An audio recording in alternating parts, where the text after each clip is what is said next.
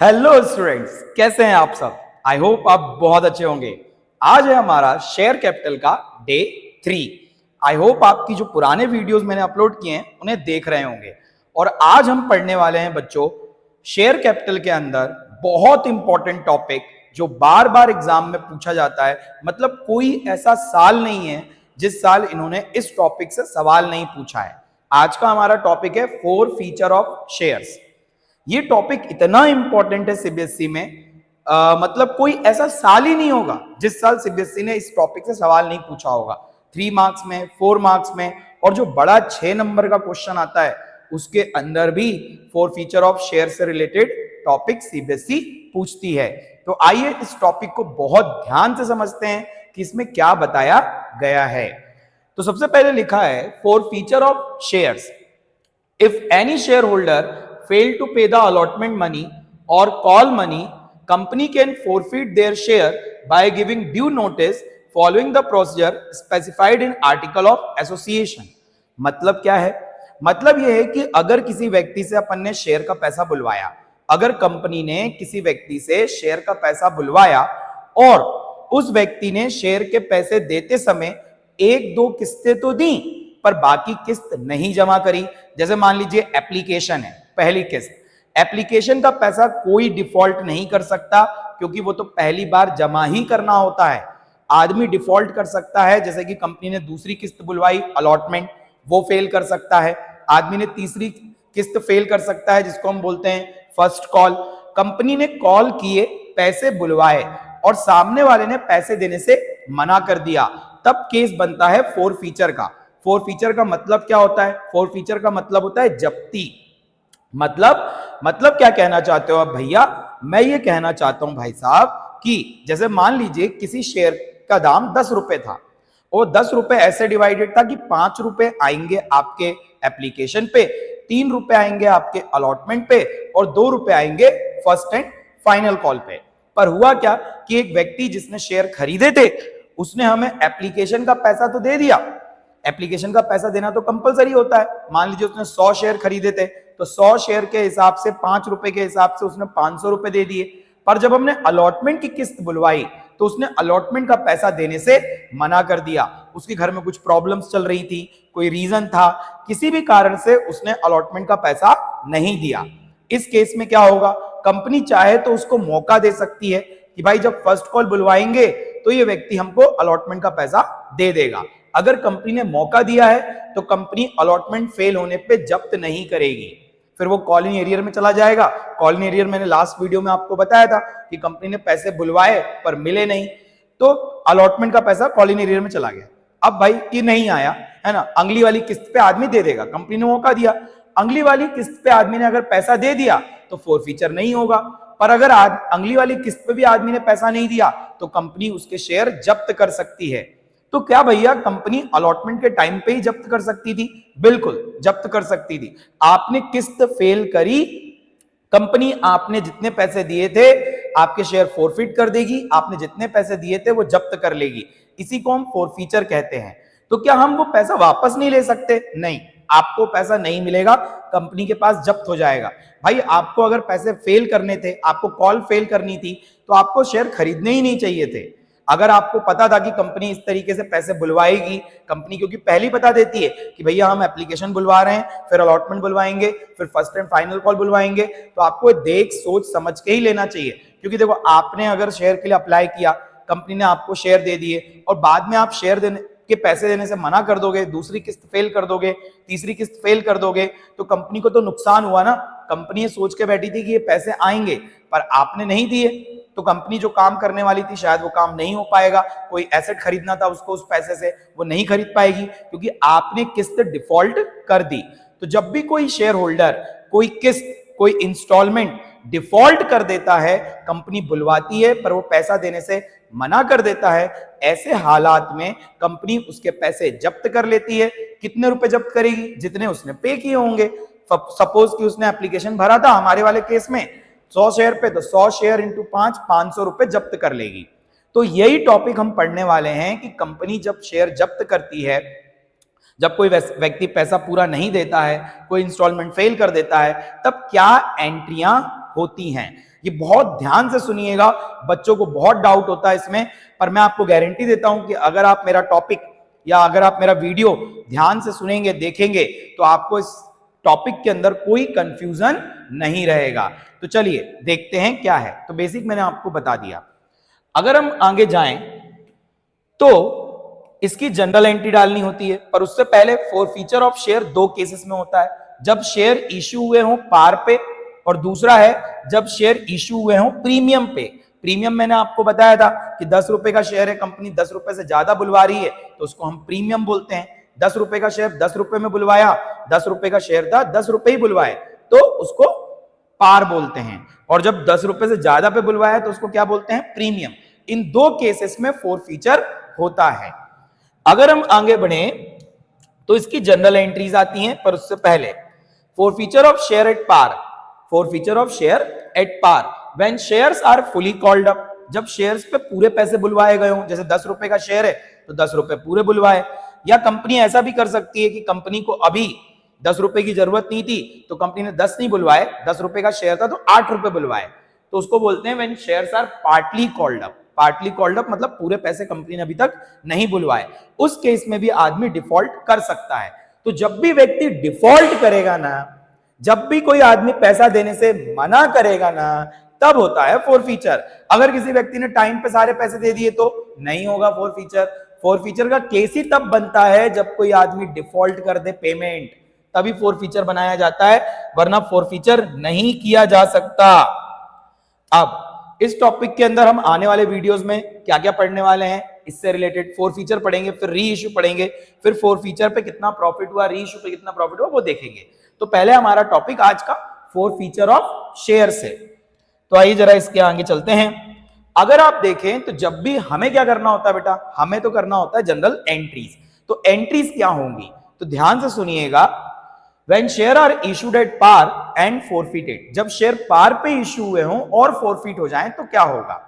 तो आप देखेंगे कि सबसे पहले लिखा है शेयर कैपिटल अकाउंट डेबिट हो रहा है कॉल्ड अप अमाउंट से। कितने अमाउंट से, कॉल्ड अप से। अब ये कॉल्ड अप क्या है, जितने पैसे कंपनी ने बुलवाए शेयर के, प्रीमियम के नहीं, शेयर कैपिटल के जितने पैसे बुलवाए उतने से शेयर कैपिटल को डेबिट किया जाता है, उतने शेयर पे जितने शेयर जब्त किए जा रहे हैं।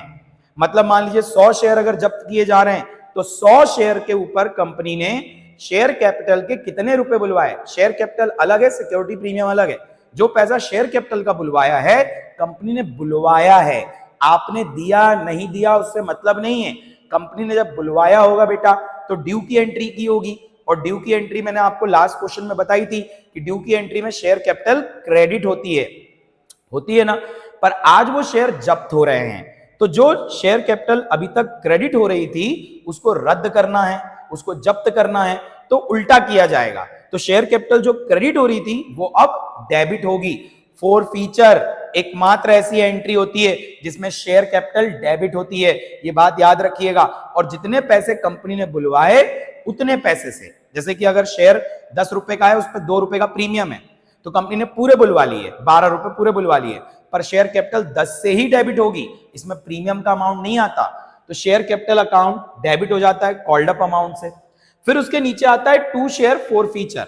अब ये टू शेयर फॉरफीचर अकाउंट क्या होता है, अमाउंट रिसीव, जितना पैसा उस व्यक्ति से मिला, उस व्यक्ति ने हमें फर्स्ट किस्त दे दी एप्लीकेशन वाली, दूसरी किस्त दे दी अलॉटमेंट वाली, उसने हमें जितना भी पैसा दिया होना उतने अमाउंट से हम उसका पैसा शेयर फॉरफीचर अकाउंट में डाल देंगे।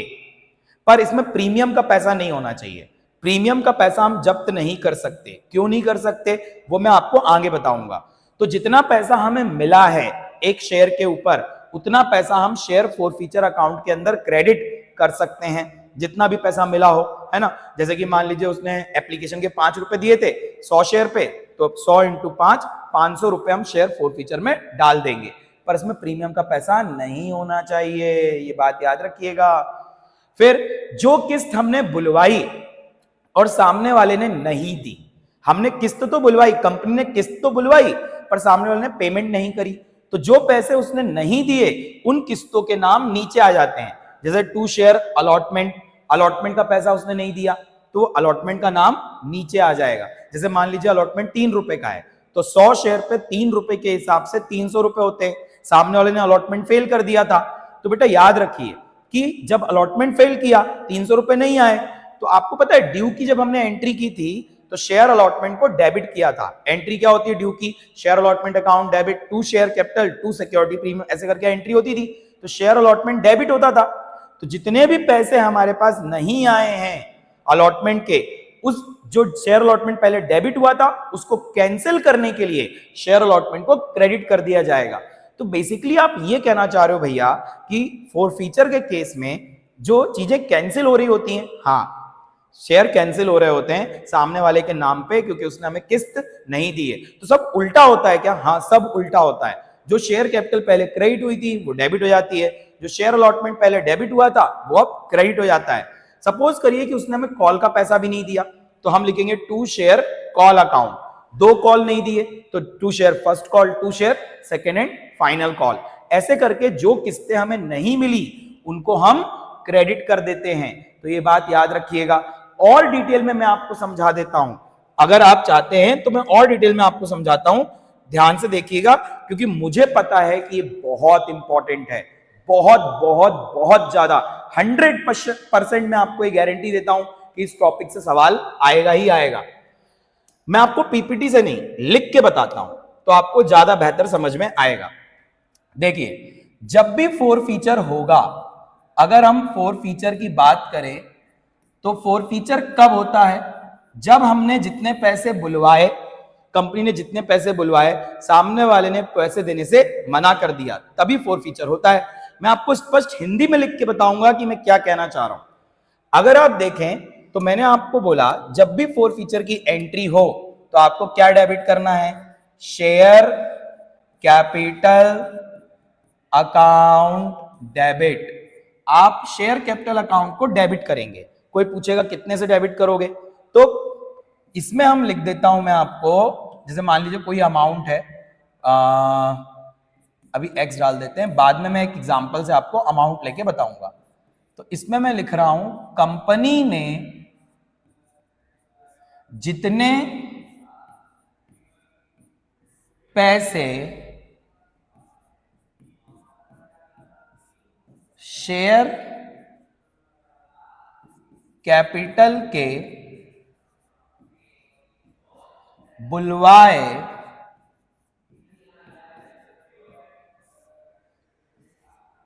कंपनी ने जितने पैसे शेयर कैपिटल के बुलवाए उतने से, कंपनी ने जितना भी पैसा शेयर कैपिटल का बुलवाया है, सिक्योरिटी प्रीमियम का नहीं, जितना पैसा शेयर कैपिटल का बुलवाया है उतने से शेयर कैपिटल डेबिट होगी। अब इसके नीचे क्या होता है? इसके नीचे आता है बच्चा टू शेयर। अभी मैं सिक्योरिटी प्रीमियम का केस लेके नहीं चल रहा हूं।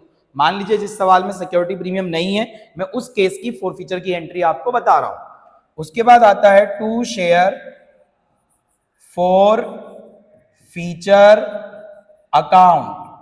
To share forfeiture account के अंदर भी अमाउंट आता है। अब आप बोलेंगे कौन सा अमाउंट आता है? जो पैसे कंपनी को शेयर कैपिटल के मिल गए, जितने पैसे कंपनी को शेयर कैपिटल के मिले उतने पैसे शेयर फोरफीचर में आएंगे। इसके नीचे उन किस्तों का नाम आता है, उन इंस्टॉलमेंट्स का नाम आता है जो कंपनी ने बुलवाई पर मिली नहीं। जैसे कि टू शेयर अलॉटमेंट अकाउंट, तो to share allotment account company ने बुलवाया होगा पर मिला नहीं, तो जितने से नहीं मिला वो आ जाएगा। To share first call account, मान लीजिए कि कंपनी ने फर्स्ट कॉल का पैसा बुलवाया पर सामने वाले ने फर्स्ट कॉल का पैसा देने से मना कर दिया, तो to share first call account. मान लीजिए कंपनी का सेकंड और फाइनल कॉल, सेकंड कॉल ही फाइनल कॉल था, तो to share second and final call. Company ने second and final call account बुलवाया, अमाउंट बुलवाया, पर सामने वाले ने पैसा देने से मना कर दिया। तो जो किस्तें कंपनी ने बुलवाई पर सामने वाले ने नहीं दी, उन किस्तों के नाम क्रेडिट में आ जाते हैं।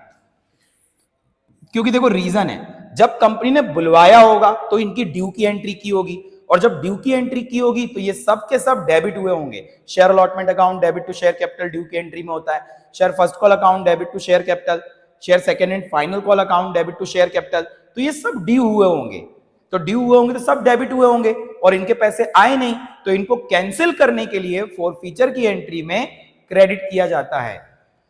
तो जो पैसे बुलवाए पर मिले नहीं, जो पैसे कंपनी ने बुलवाए पर कंपनी को जिन चीजों के पैसे मिले नहीं, जो पैसे कंपनी ने बुलवाए पर मिले नहीं। तो आई होप आपको ये एंट्री क्लियर हुई हुई। इसको मैं आपको एक एग्जांपल की मदद से समझाता हूं तो और ज्यादा क्लियरिटी आएगी। तो आइए देखते हैं, जरा एक एग्जांपल लेके देखते हैं भाई। चलिए, ये क्वेश्चन डला हुआ है, इस क्वेश्चन से समझने की कोशिश करिएगा, ठीक है, ध्यान से देखिएगा। क्या लिखा हुआ है भाई? Company issued 10,000 shares of ₹10 each. एक शेयर का दाम कितना है? 10 रुपए है। कंपनी ने कितने शेयर बुलवाए? कंपनी ने कितने शेयर इशू किए? 10,000 शेयर इशू किए, है ना। ₹4 ऑन एप्लीकेशन, जिसमें 4 रुपए किस पे आएंगे? एप्लीकेशन पे। 3 रुपए किस पे आएंगे? अलॉटमेंट पे। ₹2 ऑन फर्स्ट कॉल, 2 रुपए किस पे आएंगे? फर्स्ट कॉल पे। And balance on final call, और बाकी बचा पैसा किस पे आएगा? फाइनल कॉल पे। तो 4 रुपए एप्लीकेशन के हो गए, 3 रुपए अलॉटमेंट के, 4 और 3 7, 2 रुपए फर्स्ट कॉल के, 7 और 2 9, और 1 रुपए बचा होगा, वो आएगा सेकेंड एंड फाइनल कॉल पे, अगर कंपनी बुलवाएगी तो।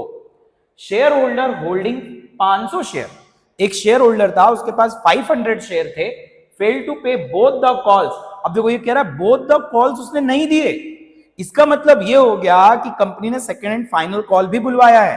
भाई कंपनी को कैसे पता चला कि उसने फाइनल कॉल के पैसे नहीं दिए? जब कंपनी ने बुलवाया होगा, सामने वाले ने पैसा देने से मना किया होगा, तब पता चला होगा कि अच्छा सामने वाले ने फाइनल कॉल के पैसे भी नहीं दिए, मतलब एंड तक कंपनी ने बुलवाया है। And is share were forfeited. तो जैसा कि मैंने आपको बताया कि जब फॉरफीचर होता है तो हम शेयर कैपिटल को डेबिट करते हैं कैंसिल करने के लिए। तो शेयर कैपिटल को हम डेबिट करते हैं कितने से? कॉल्ड अप अमाउंट से। हमने कितना कॉल किया है? पूरा 10 रुपए कॉल किया है। कितने शेयर पे? 500 शेयर पे। बच्चा गलती मत करना, जितना कंपनी ने शेयर इशू किया है उससे नहीं होता ये। एक व्यक्ति ने जितने शेयर लिए थे, उस एक पर्टिकुलर व्यक्ति ने डिफॉल्ट किया है, तो उस व्यक्ति के पास कितने शेयर हैं उससे जब्ती बनेगी। उस व्यक्ति के पास 500 शेयर हैं, तो 500 शेयर के हिसाब से ही जब्ती बनेगी। तो 500 शेयर पे कितने रुपए बुलवाए? 10 रुपए बुलवाए। भाई कंपनी ने बुलवाए 10 रुपए, तो share capital account debit 500 into 10 5,000 रुपए हो जाते हैं, है ना। शेयर कैपिटल को हमने कैंसिल करने के लिए डेबिट कर दिया। ओके, आगे देखते हैं। तो इसके बाद लिखा है to share first call. Company ने फर्स्ट कॉल बुलवाया था पर मिला नहीं था, तो भाई अच्छी बात है, तो हमने उसको कैंसिल करने के लिए क्रेडिट कर दिया। To share first call account, first call कितने रुपए का था? 2 रुपए का था, है ना। तो to share first call 500 into 2 1,000 रुपए। ये किस्त नहीं आई थी तो हमने उसको क्रेडिट कर दिया कैंसिल करने के लिए। To share final call, final call कितने रुपए का था? 1 रुपए का था, मैंने आपको बताया था गिन के। तो 500 इंटू 1 500 रुपए। और उसने कौन कौन सी किस्त दी थी? उसने एप्लीकेशन की किस्त दी थी और अलॉटमेंट की किस्त दी थी। तो एप्लीकेशन कितने रुपए की थी? 4 रुपए की। अलॉटमेंट कितने रुपए का था? 3 रुपए का। तो वो 7 रुपए उसके जब्त हो जाएंगे। तो to share forfeiture account 500 into 7 3500 रुपए, 3500। कई बच्चे कहते हैं सर इसको ऊपर लिख सकते हैं क्या? लिख सकते हो, बस क्रेडिट में लिखना। टू शेयर फॉरफीचर ऊपर लिख सकते हो, to share first call, to share final call नीचे लिख सकते हो, कोई दिक्कत नहीं है। बस क्रेडिट वाली चीजें क्रेडिट में होनी चाहिए, डेबिट वाली चीजें डेबिट में होनी चाहिए।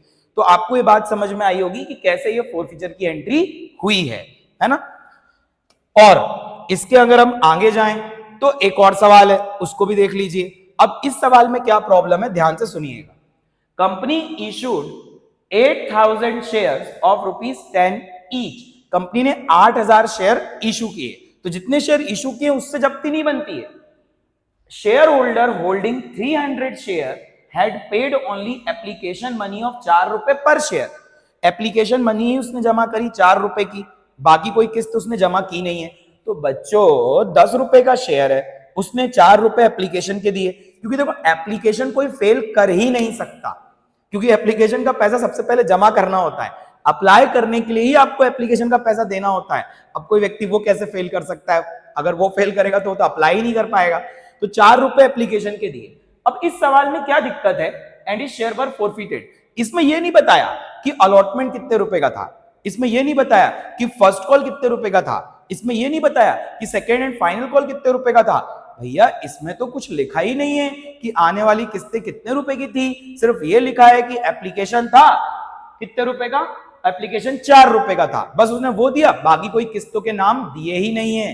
कई क्वेश्चन ऐसे होते हैं जिसमें किस्त नहीं दी रहती है, पर ये पता होता है कि 4 रुपए दिए, 10 में से 4 दिए तो कितने नहीं दिए होंगे, 6 रुपए नहीं दिए होंगे। तो ऐसे हालात में कैसे एंट्री की जाती है, तो जैसा मैंने आपको बताया शेयर कैपिटल को तो डेबिट होना है, तो वो तो डेबिट होके रहेगी, वो भी पूरे 10 रुपए से जितने हमने बुलवाए। तो share capital account debit 300 share पे 10 रुपए के हिसाब से 3000 रुपए होते हैं, तो ये हमने डेबिट कर दिया भाई साहब। अब कितने पैसे हमको मिले और कितने पैसे नहीं मिले, तो जैसे कि मान लीजिए यहां लिखा है to call in arrear account. अच्छा, अगर आपको किस्तों के नाम नहीं पता है कि कौन कौन सी किस्त के पैसे नहीं आए, अलॉटमेंट का नहीं आया, फर्स्ट कॉल का नहीं आया, कौन सा पैसा नहीं आया, तो टेंशन मत लीजिए।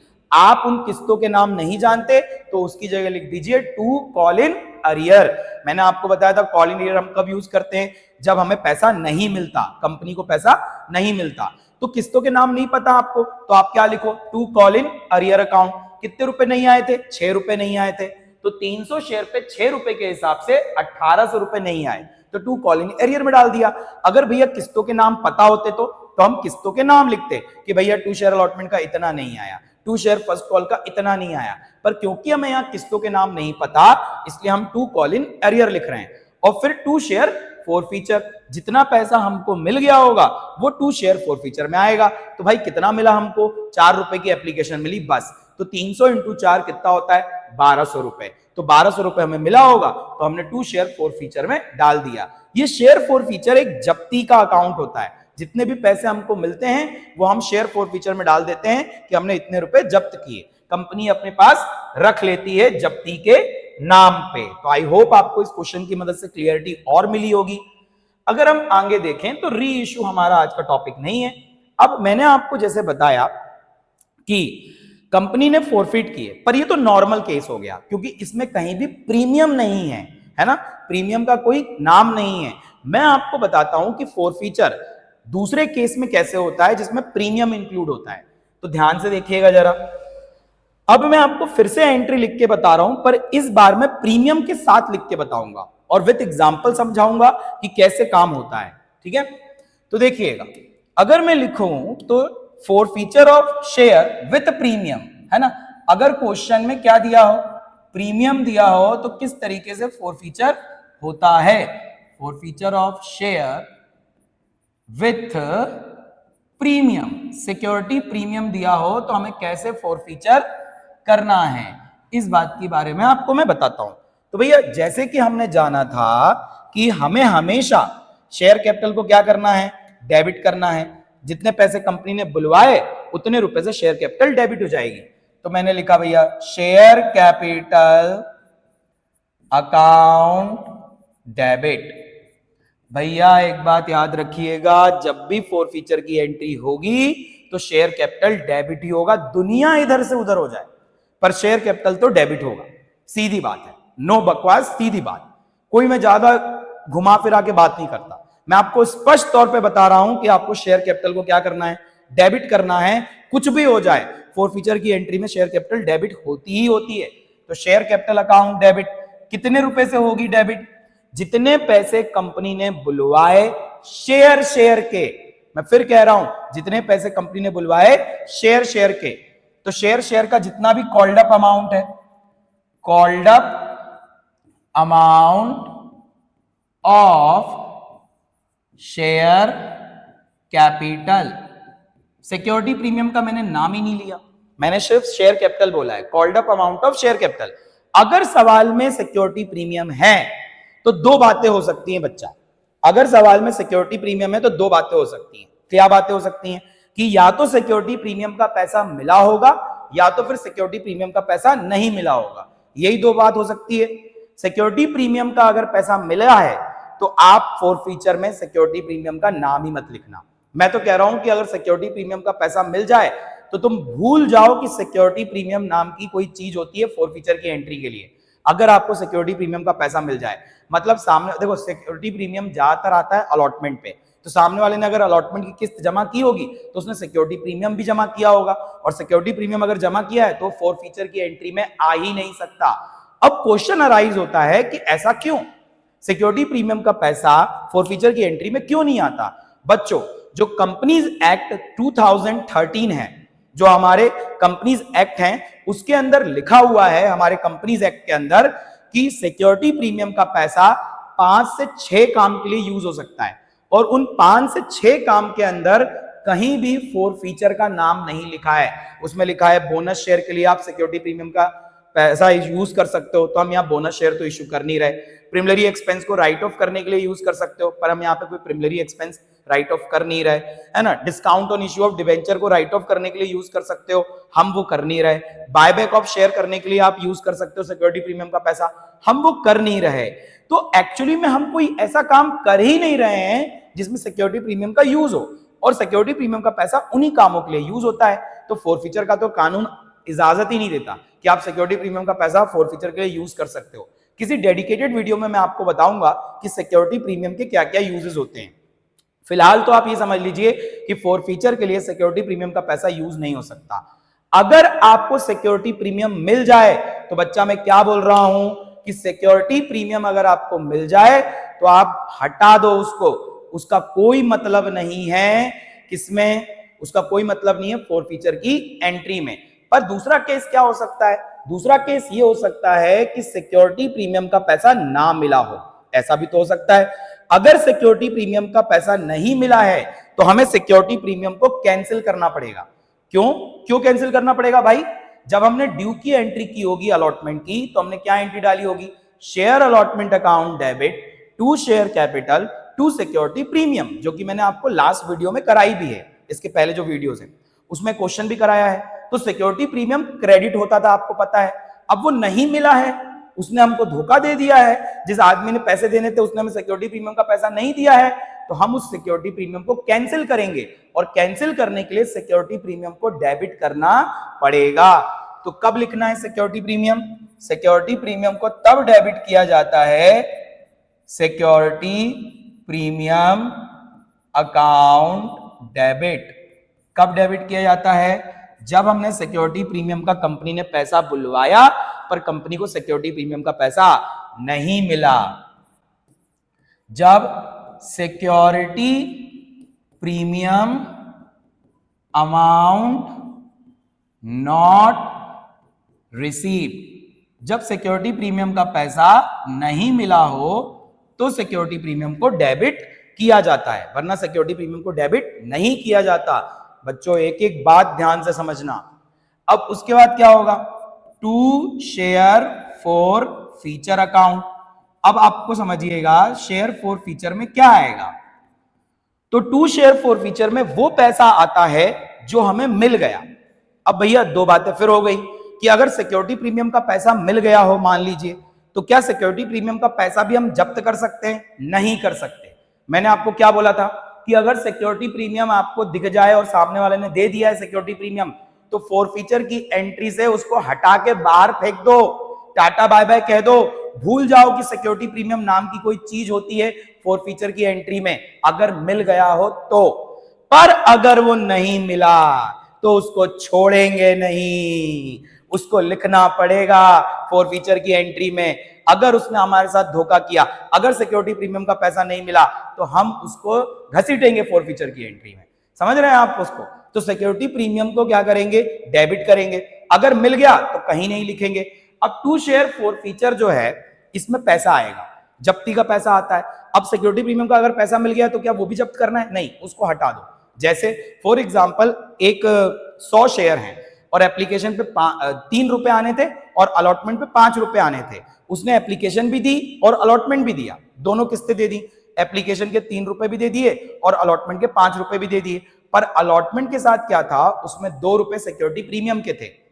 तो देखिए एप्लीकेशन का पैसा हो गया 3, लिख के बताता हूं मैं आपको। एप्लीकेशन का पैसा कितना हो गया, 3 रुपए हो गया। भाई ये तो जब्त होगा ही होगा, क्योंकि एप्लीकेशन पे कोई प्रीमियम नहीं होता, वो जब्त होता है। अलॉटमेंट कितने का रुपए का हो गया आपका, 5 रुपए का अलॉटमेंट हो गया। पर 5 रुपए के अलॉटमेंट के साथ क्या है, 5 रुपए के अलॉटमेंट के साथ भाई साहब ऐसा है कि इसमें 3 रुपए हैं शेयर कैपिटल के, है ना, और 2 रुपए किस चीज के हैं, 2 रुपए हैं इसमें सिक्योरिटी प्रीमियम के। तो मेरी बात को समझिएगा। अब जब आप जब्ती बनाएंगे ना, जब्ती में पैसा डालेंगे ना, और सामने वाले के पास कितने शेयर थे, 100 शेयर थे। अगर मैं इस केस में जब्ती बनाऊं तो कितने रुपए जब्त करूंगा, उसने एप्लीकेशन भी दिया, अलॉटमेंट भी दिया है, तो मैं कितने रुपए जब्त करूंगा, 3 रुपए एप्लीकेशन पे और 3 रुपए शेयर कैपिटल पे, तो 6 रुपए हो गए। तो 100 शेयर पे 6 रुपए मतलब 600 रुपए। तो उसने तो भैया हमको अलॉटमेंट पे प्रीमियम भी दिया होगा ना। मैं वही तो बात समझा रहा हूं कि अगर उसने प्रीमियम दे दिया है तो प्रीमियम को नहीं लिखना है फोरफीचर की एंट्री में। मैंने बताया ना आपको, सिक्योरिटी प्रीमियम के 5 काम होते हैं, वो सिर्फ उसी काम के लिए यूज होता है। तो हम यहाँ पे 6 रुपए जब्त करेंगे। पर अगर सिक्योरिटी प्रीमियम का पैसा नहीं मिला, है ना, तो फिर तो जब्ती में आने की कोई बात ही नहीं है, क्योंकि मिला ही नहीं है ना। तो उस केस में क्या करेंगे अभी बताता हूं मैं आपको। अभी मान लेते हैं कि सिक्योरिटी प्रीमियम का पैसा नहीं मिला है, तो शेयर फोरफीचर में मैंने अमाउंट डाल दिया, शेयर कैपिटल का जितना पैसा मिला होगा उतने से। जो पैसा मिला पर सिक्योरिटी प्रीमियम के अमाउंट को छोड़कर, सिक्योरिटी प्रीमियम के अमाउंट को छोड़कर जितना भी पैसा हमको मिला वो आ जाएगा टू शेयर फोरफीचर में, है ना। To share allotment account, to share allotment, मान लीजिए उसने हमें अलॉटमेंट की किस्त नहीं दी थी। अब अगर सामने वाले ने हमें अलॉटमेंट की किस्त नहीं दी है तो उसने सिक्योरिटी प्रीमियम का पैसा भी नहीं दिया होगा। तो जब आप टू शेयर अलॉटमेंट लिखेंगे, जब आप टू शेयर अलॉटमेंट लिखेंगे तो आपको पूरा लिखना है जितना पैसा आपको नहीं मिला, मतलब सिक्योरिटी प्रीमियम मिला करके। भाई जब नहीं मिला है तो फिर तो अपन को लेना है ना, सिक्योरिटी प्रीमियम को इंक्लूड करना है। तो यहां पे लिख देंगे टू शेयर अलॉटमेंट, है ना। तो टू शेयर अलॉटमेंट में कितना आ जाएगा, जितना पैसा अलॉटमेंट का नहीं मिला, जितना पैसा अलॉटमेंट का नहीं मिला, सिक्योरिटी प्रीमियम मिलाकर, सिक्योरिटी प्रीमियम को हटा के फेंकना नहीं है क्योंकि मिला नहीं है ना हमको, इसलिए। फिर जो किस्त नहीं आई, तो जैसे कि टू शेयर फर्स्ट कॉल नहीं आया, तो to share first call account, जितना भी पैसा फर्स्ट कॉल का नहीं आया। To share second and final call भी है मान लीजिए, तो to share second and final call, final call का जो हमने पैसा बुलवाया पर हमें नहीं मिला। तो ये अमाउंट कैसे हैं, कितने अमाउंट से आएंगे, called but not received. Call तो किया हमने पर हमें रिसीव नहीं हुआ। अब इस चीज को समझाने के लिए मैं आपको एक क्वेश्चन की मदद से इसको समझाता हूं कि मैं क्या बात आपसे कह रहा हूं। तो देखिएगा, मैं क्वेश्चन खुद फ्रेम करता हूं। मान लीजिए एक व्यक्ति है जिसके शेयर हमने जब्त किए हैं। तो कितने शेयर हैं एक व्यक्ति के पास, मान लीजिए कि फोरफीटेड शेयर हैं हमारे, फोरफीटेड शेयर्स। हमने कितने शेयर जब्त किए, 100 शेयर जब्त किए, है ना। और उसमें किस्तें कैसी हैं, तो किस्तें ऐसी हैं तो मैं आपको बता देता हूं। एप्लीकेशन पे हैं आपके, एप्लीकेशन की किस्त पे हमने बुलवाए 2 रुपए बुलवाए थे। अलॉटमेंट की किस्त है आपकी 5 रुपए की।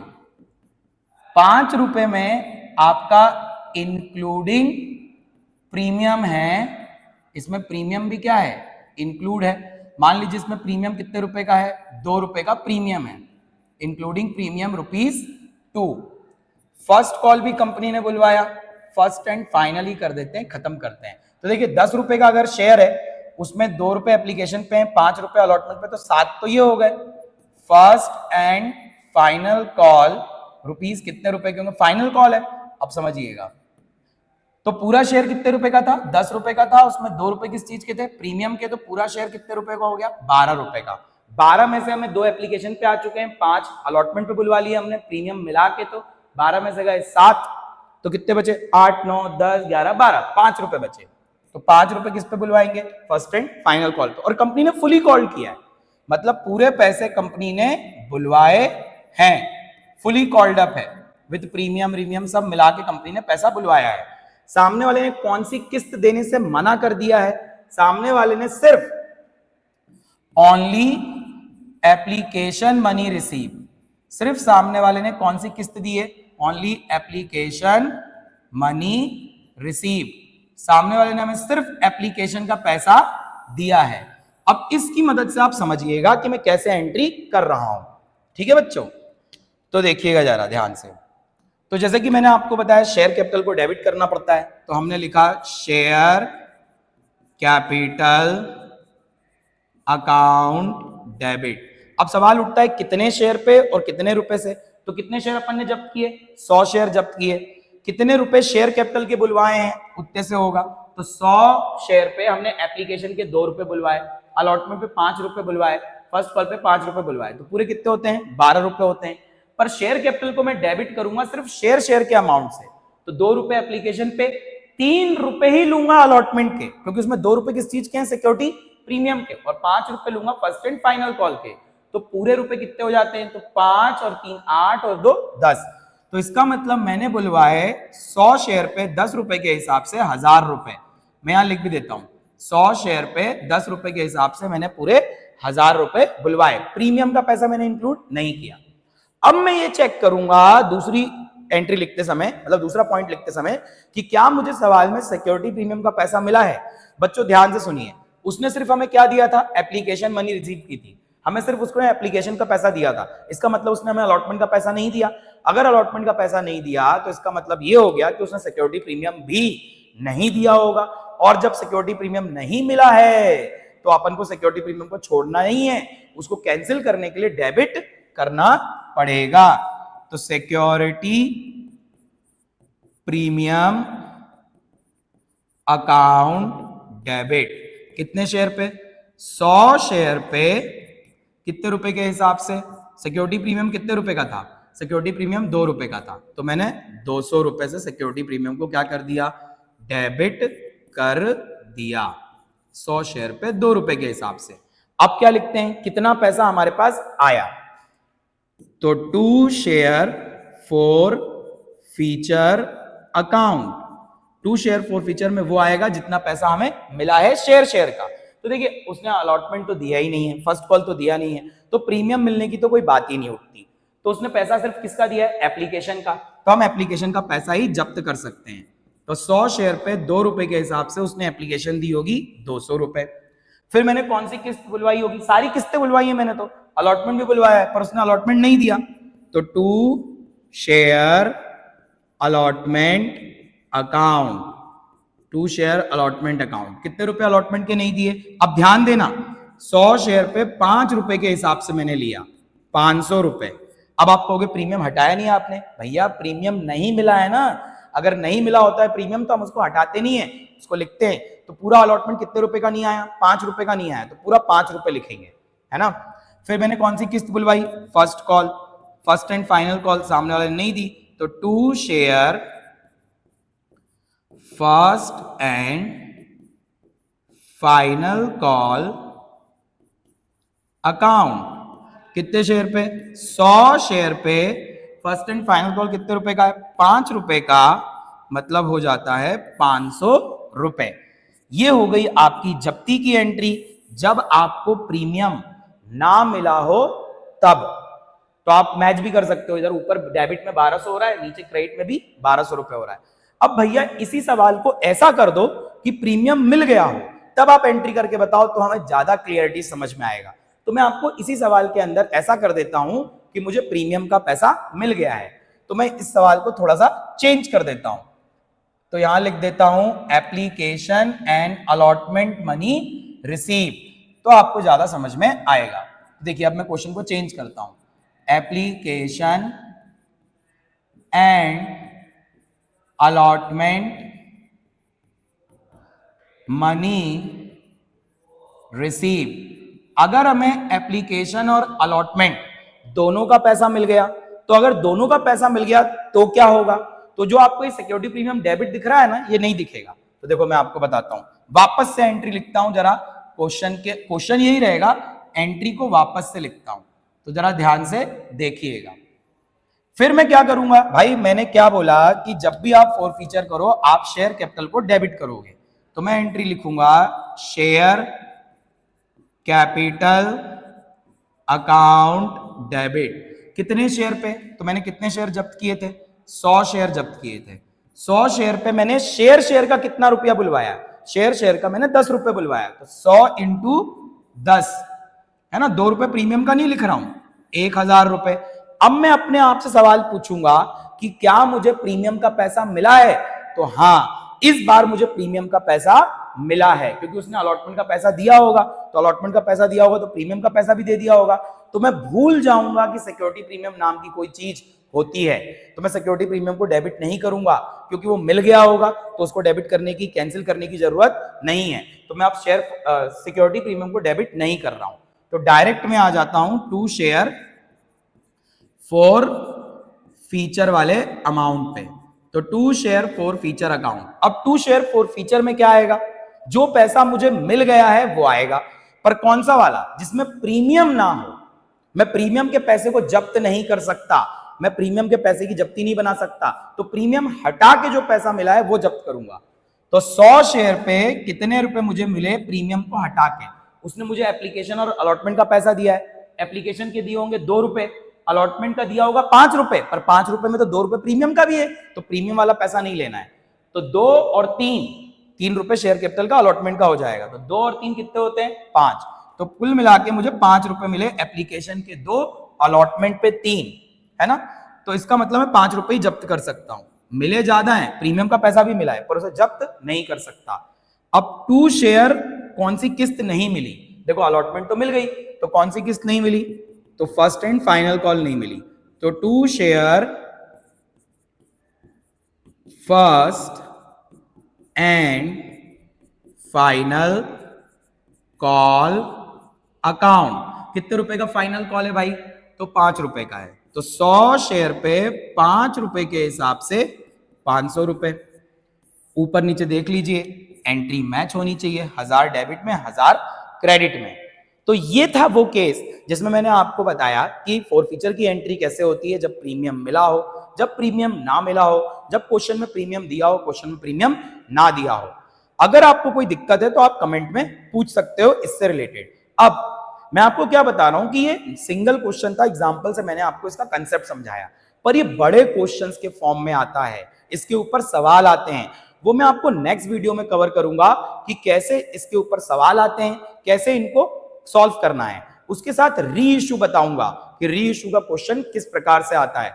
तो आप इस चैनल को सब्सक्राइब कर लीजिए और हमारे साथ बने रहिए। आपके सारे डाउट, आपके सारे कंसेप्ट क्लियर करने की गारंटी हमारी है।